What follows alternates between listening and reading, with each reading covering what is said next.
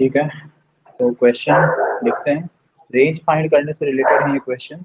ठीक है, तो क्वेश्चन इसमें एक है गिवन। क्वेश्चन दिख रहा है ना लिखा हुआ?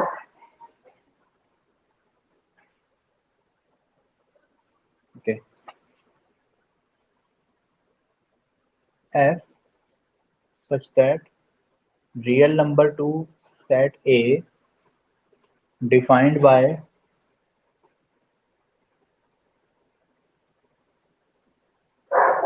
fx is equal to x square upon x square plus 1 is surjective, then find the set A is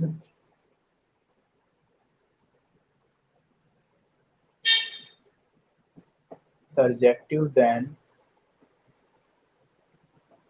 find set A। Clear? Question समझ में आया क्या बोला गया है? क्वेश्चन में ये कहा जा रहा है कि फंक्शन कुछ इस तरह से डिफाइंड है जिसमें आर मतलब डोमेन, ठीक है, जो पहले लिखा होगा वो डोमेन, तो डोमेन है real numbers tends to set A defined by F x. अब ये जो सेट ए है ना, ये है कोडोमेन, याद रखिएगा। ठीक,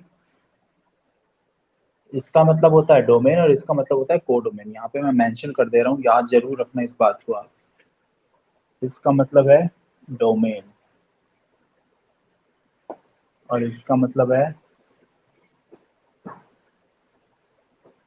कोडोमेन। ठीक, ठीक है, विजिबल या नहीं?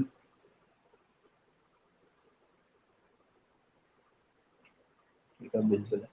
Domain and codomain, then f x define किया गया इज सर्जेक्टिव। यहाँ पे क्लियरली मेंशन्ड है कि ये जो भी फंक्शन है ये एक सर्जेक्टिव फंक्शन है, मतलब ये ऑन टू है। कहने का मतलब ये हो गया। ठीक है, सर्जेक्टिव का मीनिंग क्या है? ऑन टू होना। ठीक है, सर्जेक्टिव लिखा है ब्रैकेट में लिख लो ऑन टू, ताकि आपको याद भी रहे, वैसे बताया हुआ है। Is an on to function, then find the set A. तो हमें सेट ए की वैल्यू फाइंड आउट करनी है कि सेट ए की वैल्यू क्या होगी। सेट ए का क्या इंटरवल आएगा, वो पूरा रियल नंबर होगा या कोई particular subset of real number होगा। ठीक है, मगर अब एक चीज ध्यान रखिएगा जो इम्पोर्टेंट है वो, अगर यहाँ सब्जेक्टिव बोल दिया जाए या ऑन टू बोल दिया जाए, ठीक है, ऑन टू फंक्शन की डेफिनेशन क्या बताई थी मैंने? ऑन टू फंक्शन वो फंक्शन है जिसके लिए सभी इमेजेस की एक प्री इमेज जरूर होगी, कम से कम एक प्री इमेज। करेक्ट, ये डेफिनेशन है कि f x is a subjective function only if there is at least one pre image for every image. Correct, ये फंक्शन की डेफिनेशन होती है ऑन टू के लिए। तो ऑन टू बोल दिया गया, इसका मतलब कोडोमेन जो होगी ना वो खुद ही रेंज हो जाएगी, याद रखिएगा। ठीक है, in case on to function then codomain is always equals to its range. ठीक है, कल एक एग्जांपल किया भी था -1 से 1 जिसमें डिफाइन कर रखा था एक्स को। ठीक है, 1 1 ऑन टू वाला, तो उसमें क्या हुआ था देखो, रेंज जब हमने फाइंड आउट की थी तो वही तो आई थी -1 से 1, और वो एक्चुअल में कोडोमेन ही तो गिवन थी हमको। ठीक है, तो यही चीज यहाँ पे भी, ये एक हमेशा बाद वाले सेट कोडोमेन होगा, मगर ऑन टू अगर बोल दिया जाए या बाइजेक्टिव बोल दिया जाए, दोनों में से कुछ भी बोल दिया जाए, आइदर ऑन टू और बाइजेक्टिव, या बाइजेक्टिव मतलब 1 1 ऑन टू हो गया ना, उसमें भी तो ऑन टू इंक्लूड हो चुका है। तो अगर ऑन टू या बाइजेक्टिव आता है तो आप याद रखेंगे set A will be range also, यही रेंज हो जाएगी। ठीक है, तो हमें पता लग गया सेट ए ही रेंज है। ठीक है, बोला क्या है यहाँ पे, फाइंड सेट ए, ए ही फाइंड करना है, मतलब रेंज ही फाइंड करनी है। करेक्ट, रेंज ही फाइंड आउट करनी है। तो रेंज फाइंड करने का तरीका आपको याद है कैसे करते थे हम? तो हम सॉल्यूशन स्टार्ट करेंगे। तो हमने लिख दिया था सॉल्यूशन। ठीक है, अब जब सॉल्यूशन हम कर रहे हैं तो वहां पे हम क्या लिखेंगे? इसकी डोमेन, ये फंक्शन गिवन है, डोमेन गिवन है, हमें रेंज फाइंड आउट करनी है। करेक्ट, तो रेंज फाइंड करने के लिए क्या करते थे, तो वाई लेट करते थे हम। तो हमने इसको लेट कर लिया, let y equals to x square upon x square plus 1। ठीक, और नेक्स्ट स्टेप क्या हो जाएगी, क्रॉस मल्टीप्लाई करना है, तो x square y plus y equals to x square, और ठीक है इस तरह से स्टेप आ जाएगी। अब एक्स स्क्वायर को हम लेफ्ट साइड रखेंगे, ठीक है, एक्स स्क्वायर को हम लेफ्ट साइड रखेंगे और इस वाई को यहाँ ट्रांसपोज कर देंगे, तो एक्स स्क्वायर जब इधर आएगा तो वाई माइनस वन बन जाएगा इधर, ठीक है ना, और इज इक्वल्स टू में ये इधर आके माइनस वाई बन जाएगा, करेक्ट। एक्स स्क्वायर की वैल्यू यहाँ से मिल जाएगी कितनी, एक्स स्क्वायर की वैल्यू आ गई है minus y upon y minus one, जिसको हम ये भी लिख सकते हैं एक्स एक्स बराबर, देखो वाई में रूट में अगर हम मतलब स्क्वायर हटाएंगे तो रूट आ जाएगा, तो रूट आने से पहले हमें माइनस वन को मल्टीप्लाई कर देना इधर, तो वन माइनस वाई बन जाएगा ये, यानी ये ऐसे बन जाएगा x square upon one minus y, ठीक है। देन एक्स की वैल्यू क्या आ गई, अंडर रूट में y upon one minus y, okay, ये मिल गया फंक्शन, इनवर्स फंक्शन मिला है, ठीक है। अब जब इनवर्स फंक्शन फाइंड हो ही चुका है तो अब हमें इनवर्स फंक्शन की डोमेन फाइंड करनी है, और जो इनवर्स फंक्शन की डोमेन होगी that will be the range of original function A sorry F x. तो ये आ चुका है हमारा इनवर्स फंक्शन। अब इसकी हमें डोमेन फाइंड आउट करनी है, तो ध्यान से देखो स्क्वायर रूट में आ रहा है, तो ये वैल्यू स्क्वायर रूट में जो है ये वैल्यू हम लिख देते हैं कि यहीं लिख देते हैं, it exist only when y upon one minus y is greater than equal to zero, ठीक है। जब ये ग्रेटर देन और इक्वल टू जीरो होगा केवल तभी ये एग्जिस्ट करेगी, ठीक। तो अब greater than equal to zero में इसको आप ऐसे समझिए कि यहाँ पे हमारे पास दो फंक्शन बन गए, एक y मिल चुका है और एक ये वन माइनस वाई मिल चुका है ना, एफ एक्स और जी एक्स दो फंक्शन मिल चुके हैं। हालांकि इसको हमें करना ऐसे पड़ता है कि हमें यहाँ पे ना ग्रेटर देन जीरो आ रहा है, तो ये न्यूमरेटर अपॉन डिनोमिनेटर मतलब एक फ्रैक्शन है, ध्यान से देखो तो फ्रैक्शन कैसी है, पॉजिटिव, पॉजिटिव फ्रैक्शन कब होती है, जब न्यूमरेटर और डिनोमिनेटर दोनों के साइन सेम हो, मीन्स आइदर बोथ पॉजिटिव और बोथ नेगेटिव। तो हमें दो केस अराइज करके फिर कॉमन ढूंढना पड़ेगा, तो टाइम ज़्यादा लगेगा, बेटर है हम y और वन माइनस वाई को एक साथ फैक्टर लिख देंगे, ठीक है, क्लियर हो रही बात। Now y one minus y greater than equal to zero, हमें ये ढूंढना है। तो अब इसके लिए दो फैक्टर है तो नंबर लाइन बना देंगे हम, हमने नंबर लाइन बना दी, दो नंबर्स आ रहे हैं दोनों ही। अब यहाँ पे ध्यान से देख लेना एक चीज, आप वन नहीं हो सकता, तो वन जब हम लिखेंगे तो उसको इंक्लूड नहीं करेंगे, याद रखिएगा। तो ये वन है, इसको तो किया नॉट इंक्लूड, और जो दूसरी वैल्यू जीरो वो हो जाएगी इंक्लूडेड, ठीक। वेव बना देंगे, वेव बना दी हमने। अब इधर है इन्फिनिटी और इधर है माइनस इन्फिनिटी, राइट। अब हमें क्या करना है, अब हमें वैल्यू रख के देखनी है, ठीक है। तो हम वन से बड़ी वैल्यू टू रख देते हैं, इधर टू रखेंगे तो ये पॉजिटिव और ये निगेटिव, तो ये तो आ गया निगेटिव, मतलब ये पॉजिटिव आ जाएगा और ये नेगेटिव आ जाएगा, ठीक। अब आप देखो कि इसकी एग्जिस्टेंस कब आई, जब y की जो वैल्यू वो कहाँ लाई कर रही है, जीरो से वन, जीरो क्लोज्ड है बट वन नॉट इंक्लूडेड है, मीन्स यहाँ से हमें पता लग गया y बिलोंग्स टू जीरो से वन, बस यही रेंज है, ठीक। अगर ये रेंज है तो यही सेट ए है, तो सेट ए जो है वो कहाँ से, सेट ए यही सेट ए होगा, ठीक है। रेंज जीरो से वन, वन इंक्लूडेड नहीं है मगर जीरो इंक्लूडेड है। तो इस तरह से रेंज फाइंड करने के क्वेश्चन पूछे जा सकते हैं जो आप इस तरीके से सॉल्व करोगे। और भी बहुत सारे टाइप के हैं, सब आपको करवाए हुए हैं मैंने 11th क्लास में। तो रेंज फाइंड करने से रिलेटेड क्वेश्चन अगर आते हैं तो वही मेथड आपको यूज करना पड़ेगा, मतलब चांस तो कम है आने में, ठीक है, क्योंकि इस चैप्टर से मैक्सिमम चांस जो है वो क्वेश्चन जो अराइज होगा वो या तो उसका होगा रिलेशन का रिफ्लेक्सिव सिमेट्रिक ट्रांजिटिव वो वाला टाइप इक्विवेलेंस रिलेशन, या फिर फंक्शन से हो सकता है। तो फंक्शन में क्या क्वेश्चन हो सकता है, मैक्सिमम से मैक्सिमम कंपोजिशन तक हो सकता है, या फिर ये डोमेन रेंज आ सकते हैं बस। ठीक है, डोमेन रेंज के क्वेश्चन भी मैक्सिमम चांसेस स्मॉल क्वेश्चन आने के, शॉर्ट टाइप के। ठीक है, तो ये हो गया हमारा एक क्वेश्चन। क्लियर हो गई बात। इसी तरह से एक और क्वेश्चन है, वो भी हम देखेंगे अभी। एफ फ्रॉम फंक्शन डिफाइंड है 3 to infinity to a,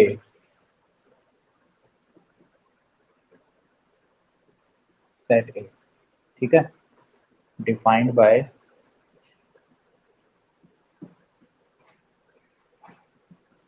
F X equals to x square minus 6x+11 is a bijection.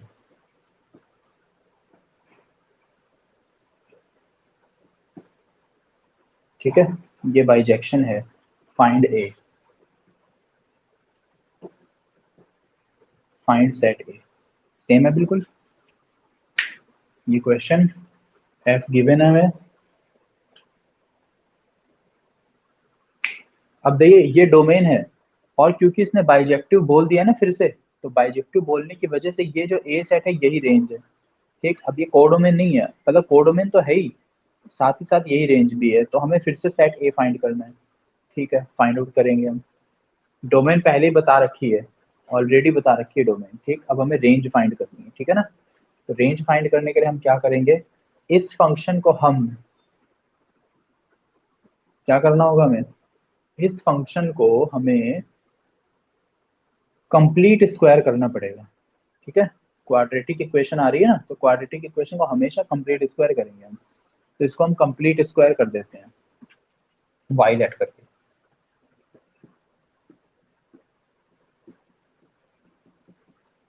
और Y is equals to x square minus, इस वाले टर्म में हम 2 से मल्टीप्लाई करेंगे और 2 से डिवाइड करेंगे तो 6/2 3 बन जाएगा। तो ये मिल गया हमें 2ab, है ना। इस टर्म को हमने ऐसे लिख दिया। अब हमें 2 और x तो एज इट इज रहेंगे बस 3, तो हमें पता लग गया b की वैल्यू 3 है, तो 3 का स्क्वायर हमने जोड़ दिया है, और इसी को हम सब्ट्रैक्ट भी करेंगे, राइट। तो अब ये जो टर्म है हमारा क्या बन गया, x-3 होल स्क्वायर, मतलब ये बन चुका है x-3 होल स्क्वायर, और 11 माइनस 9 एक साथ आएंगे। कैसे आया टर्म देख लो। जिन जिन टर्म पे डॉट लगा रहा हूँ, एक टर्म, ये पूरा है दूसरा टर्म, और साथ में ये तीसरा टर्म।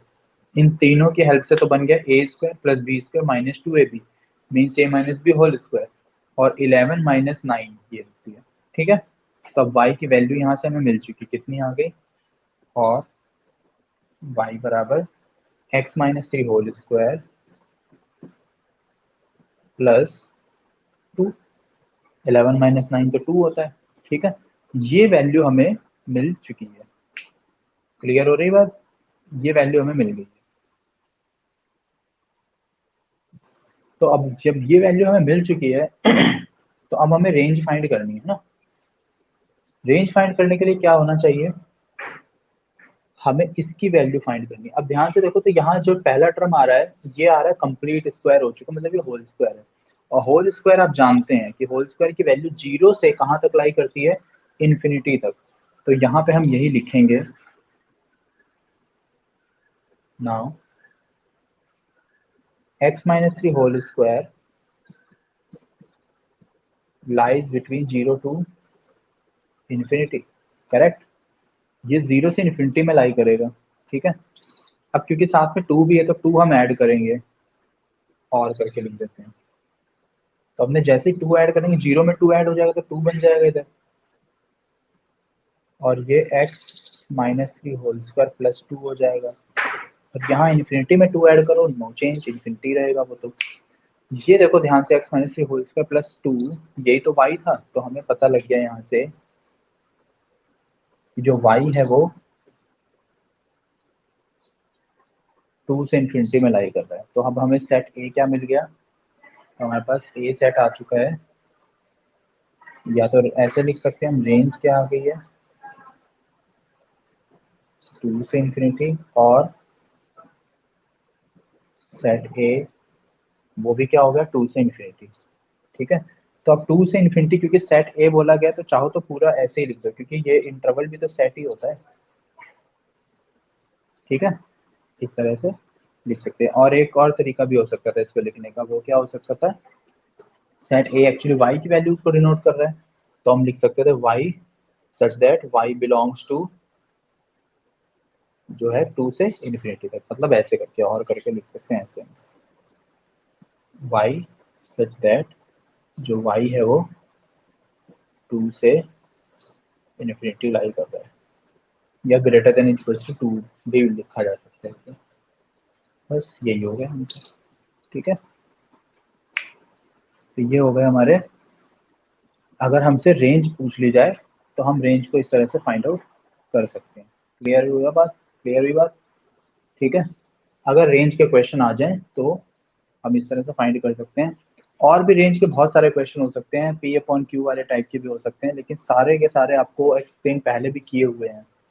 तो जो एक्सप्लेन किया हुआ है उनकी हेल्प से नोट सभी को बने हुए हैं, सभी के पास हैं, तो आप उनकी हेल्प लेके जरूर से सॉल्व करके देखना। ज़्यादा क्वेश्चंस भी नहीं मिलेंगे कि बहुत ज़्यादा मिले। हाँ, ट्रिग्नोमेट्री के भी हो सकते हैं यहाँ पे। ठीक है, एक एग्जांपल ट्रिग्नोमेट्री का और बताता हूँ मैं। जैसे एफ एक्स डिफाइन कर दिया गया इस तरह से,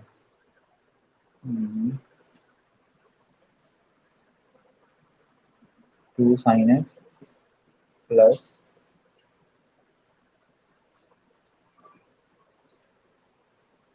कॉस एक्स। ठीक है, इस तरह से डिफाइन किया गया है, और पूछा गया find range of F x.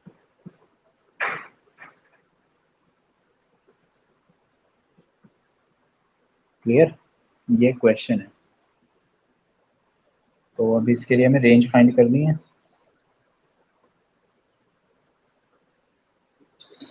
अब हम रेंज कैसे फाइंड आउट करें इस क्वेश्चन की,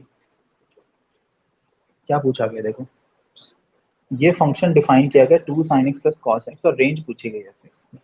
तो ट्रिग्नोमेट्रिक फंक्शन है, अगर केवल sin x लिखा होता, केवल cos x लिखा होता तो रेंज बहुत इजी होती है फाइंड आउट करनी। एक सेपरेट हो गया क्वेश्चन। अब आते हैं इस पे, 2 sin x plus cos x लिखा है। अगर केवल साइन की हम रेंज की बात करें तो सभी को याद है, कहाँ से कहाँ लाई करती है साइन एक्स की रेंज, साइन थीटा की रेंज कहाँ से कहाँ लाई करती है। और यहाँ पे गिवन भी होगा, अगर कुछ भी नहीं गिवन है, यहाँ जैसे कुछ गिवन नहीं है फिलहाल, तो इसकी डोमेन क्या मानी जाएगी, रियल नंबर। ठीक है, सेट ऑफ रियल नंबर, तो डोमेन तो है रियल नंबर, मगर पूछेगी वाई की वैल्यू जो है रेंज, तो हमें रेंज कैसे फाइंड आउट करेंगे। रेंज फाइंड करने के लिए आप क्या करेंगे, वही काम, सबसे पहले step, let Y 2 sin X plus cos X, ये हो गया हमारा वाई। ठीक है, अब मैंने आपको बहुत बार एक बात बताई है, बहुत बार,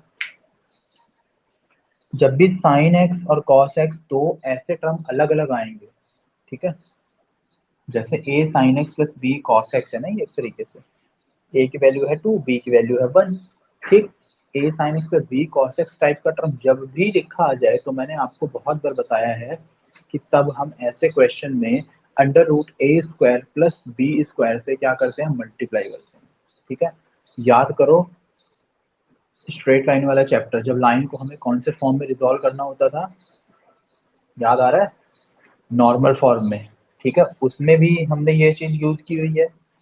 और ट्रिग्नोमेट्रिक क्वेश्चंस की जब रेंज फाइंड करनी बताई थी मैंने, तब भी आपको बताया था कि किस तरह से सॉल्व करते हैं। तो ए की वैल्यू 2, बी की वैल्यू है 1, ऐसे समझ लो इसे कि साइन के साथ जो वैल्यू है वो बेस है, कॉस के साथ में जो वैल्यू वो परपेंडिकुलर है। ठीक है, तो बेस की वैल्यू मिल गई हमें 2, परपेंडिकुलर की वैल्यू मिल गई हमें 1। तो अब हम फाइंड क्या करेंगे, बताओ क्या फाइंड आउट करोगे, हाइपोटेन्यूज। तो हाइपोटेन्यूज से हम मल्टीप्लाई और डिवाइड कर देते हैं पूरी इक्वेशन में। ठीक है, क्यों करते हैं उसका रीजन बता रहा हूँ मैं, क्योंकि हमें क्या करना होता है, हमें मैंने आपको बहुत बार बताया हुआ है कि साइन थीटा या कॉस थीटा इसकी रेंज फाइंड करनी इजी होती है और हम कर भी लेते हैं। मगर के जब दो फंक्शन ऐसे एडिशन में लिखे हो, इनकी डोमेन फाइंड करना तो इजी है। इसकी अलग से डोमेन फाइंड करो, इसकी अलग से डोमेन फाइंड करो और उनका इंटरसेक्शन कर दो, सबसे सिंपल तरीका है ये, ठीक। लेकिन जब ये आता है ना ऐसे लिख के कि रेंज फाइंड करनी, तो रेंज में वो कंसेप्ट नहीं यूज हो पाता कि हम एक फंक्शन की रेंज करें दूसरे की रेंज करें कॉमन रेंज, जी नहीं, ऐसे नहीं होता। हमें पूरे फंक्शन की रेंज एक फाइंड करनी थी। जैसे यहाँ पे भी ऐसे तो इसकी रेंज देखे तो 0 से इन्फिनिटी होती है, ठीक है, ये भी 0 से इन्फिनिटी होता है, और 11 एक कांस्टेंट फंक्शन है, ठीक, वो हमेशा 11 रहेगा। तो फिर कॉमन अगर हम लेते हैं तो हमें 11 ही मिलनी चाहिए थी ना रेंज, क्योंकि तीनों का कॉमन तो केवल 11 है। ये 0 से इन्फिनिटी, ये सारे रियल नंबर, और ये केवल 11। क्लियर हो रही बात, इसमें नेगेटिव नंबर भी माइनस भी आ रहा है, तो रेंज के लिए ये कंसेप्ट नहीं अप्लाई हो पाता। इसी वजह से हम यहाँ पे भी क्या करेंगे, अब देखो दो जब अलग अलग टर्म है तो आपको ये पता है कि हम साइन ए प्लस बी या फिर कॉस ए प्लस बी को ही फॉर्म करते हैं हमेशा, ठीक है।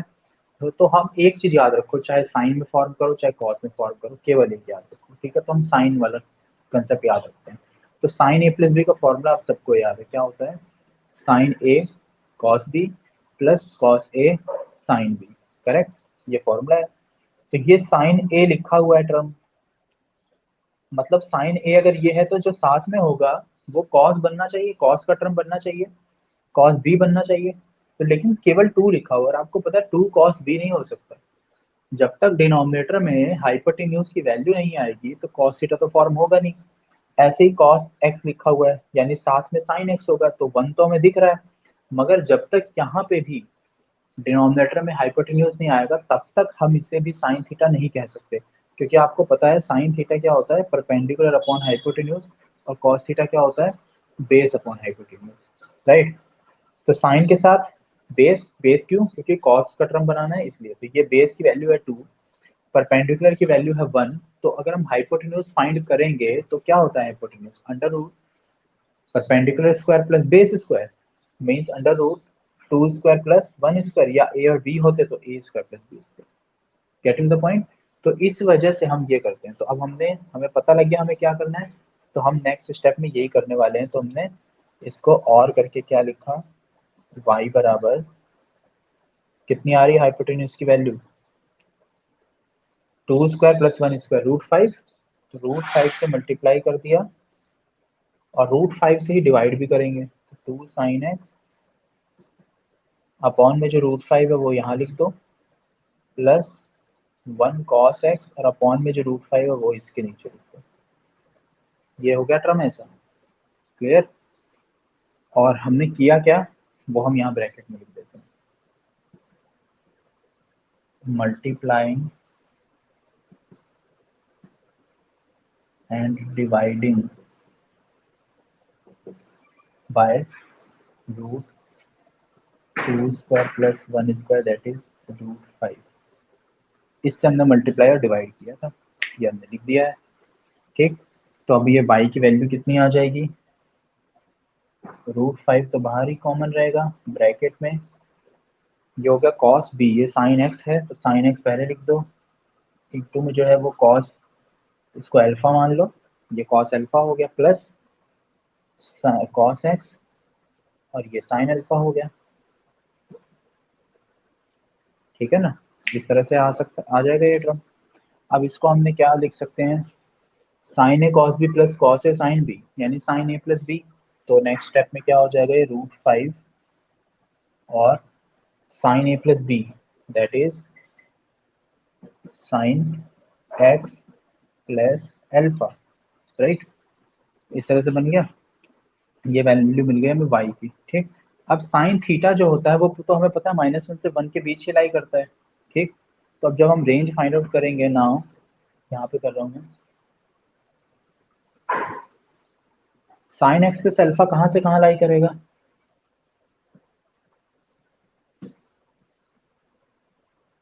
-1 से +1 के बीच, करेक्ट। कॉस होता तो वो भी इतने में लाई करता है, -1 से 1, क्योंकि यहाँ √5 भी है ना मल्टीप्लाई में, तो √5 से मल्टीप्लाई करो तो सारे टर्म √5 से मल्टीप्लाई हो जाएंगे। तो नेक्स्ट स्टेप क्या बन जाएगी, -√5 साइन एक्स प्लस अल्फा और √5 बन जाएगी ऐसे। ठीक है, देख लीजिए। अब ये एक्चुअली वैल्यू किसकी है, साइन एक्स प्लस अल्फा, ये तो है वाई की वैल्यू। तो और अब हमें पता लग गया वाई कहाँ से कहाँ आ रहा है, -√5 से +√5, ये आगे रेंज। ठीक है, बस फाइंड आउट हो गई रेंज। तो ट्रिग्नोमेट्रिक फंक्शन इस तरह से हो सकते हैं, केवल अकेला भी हो सकता है ट्रिग्नोमेट्रिक फंक्शन। केवल अकेला मतलब केवल कॉस एक्स, तो कॉस एक्स आपको याद है -1 से 1, साइन एक्स आपको याद है -1 से 1, टेन एक्स हो सकता है, तो टेन एक्स की रेंज क्या होती है, ऑल रियल नंबर्स।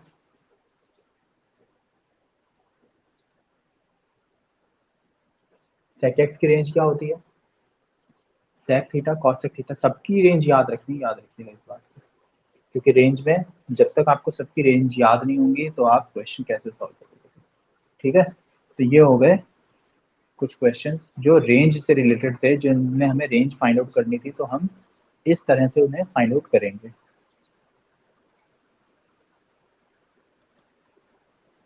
ठीक है, ये सभी को समझ में आया, बताइए।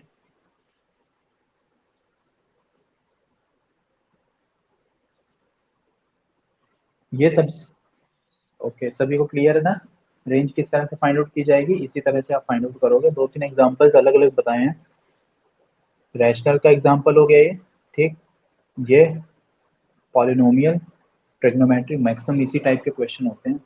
अंडर रूट वाले से रिलेटेड हो सकते हैं, तो वो भी आपको एक्सप्लेन किए हुए हैं, क्वेश्चंस करके देख लेना एक बार से, इससे रिलेटेड चैप्टर आपका कंप्लीट हो गया, रिलेशन एंड फंक्शन पूरा। अभी भी किसी को डाउट है अगर, तो वो मेरे से या तो मंडे के क्लास में पूछना, या फिर आप व्हाट्सएप के थ्रू पूछ लेना, लेकिन डाउट्स मत रखना। ठीक है, कोई भी अगर किसी को भी प्रॉब्लम रहती है किसी भी टाइप की क्वेश्चन में, तो आप जरूर से क्लियर कर लीजिएगा पहले। ठीक है, और अगर कोई डाउट नहीं आएगा, किसी को भी प्रॉब्लम नहीं होती है, सभी के क्वेश्चन हो जाते हैं सॉल्व, तो फिर हम मंडे से नेक्स्ट चैप्टर जो है सेकंड वो पढ़ेंगे फिर। ओके, तो अभी अगर किसी को कुछ जो अभी एक्सप्लेन किया इसमें कोई डाउट है तो बताइए, मैं एक बार एक्सप्लेन कर देता हूँ आपको।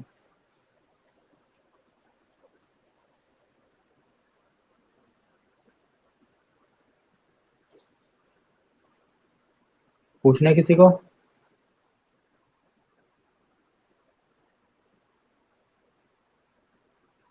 हाँ, एक बात और। जैसे ये साइन थीटा है ना, ये मैंने लिख दिया कि साइन थीटा जो होता है वो -1 से 1 होता है। मान लीजिए यहाँ से स्क्वायर होता, तो स्क्वायर होने पे क्या हो जाता है, नेगेटिव नंबर्स रिमूव हो जाते हैं, तो फिर ये 0 से 1 हो जाता है। ठीक है, जैसे इस एक्स कहाँ से कहाँ लाई करता है, एक्स तो होता है पूरे रियल नंबर्स, लेकिन एक्स स्क्वायर कहाँ लाई करता है, 0 से इन्फिनिटी तक। ऐसे ही साइन स्क्वायर थीटा कहाँ से लाई करेगा, 0 से 1 तक, क्योंकि ये मैक्सिमम 1 तक ही होता है ना, इस वजह से। ठीक है, तो वो 0 से 1 बन जाता अगर यहाँ पे स्क्वायरिंग होती तो, लेकिन स्क्वायरिंग है नहीं, तो इस तरह से होगा क्वेश्चन। ठीक है, जहाँ से के अकॉर्डिंग चेंज करते जाएंगे क्वेश्चन।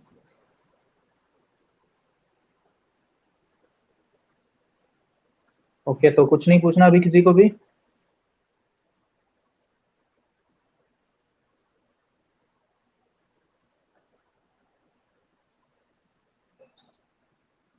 अगर कोई डाउट अभी नहीं है तो आप डिस्कनेक्ट कर दीजिए फिर क्लास।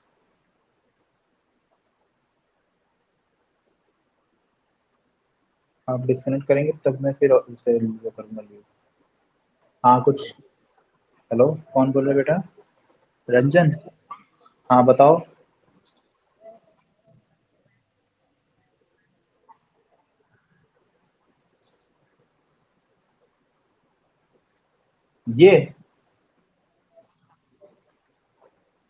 ये कैसा फंक्शन है, स्क्वायर रूट है?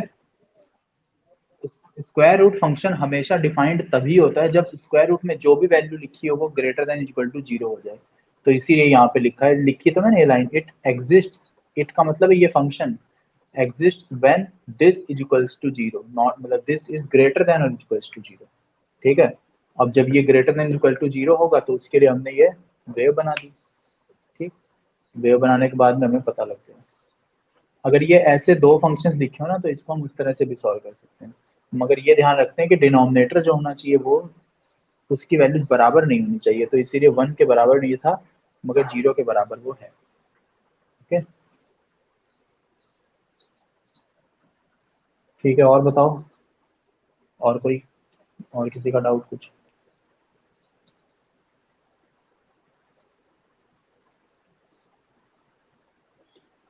Anything else?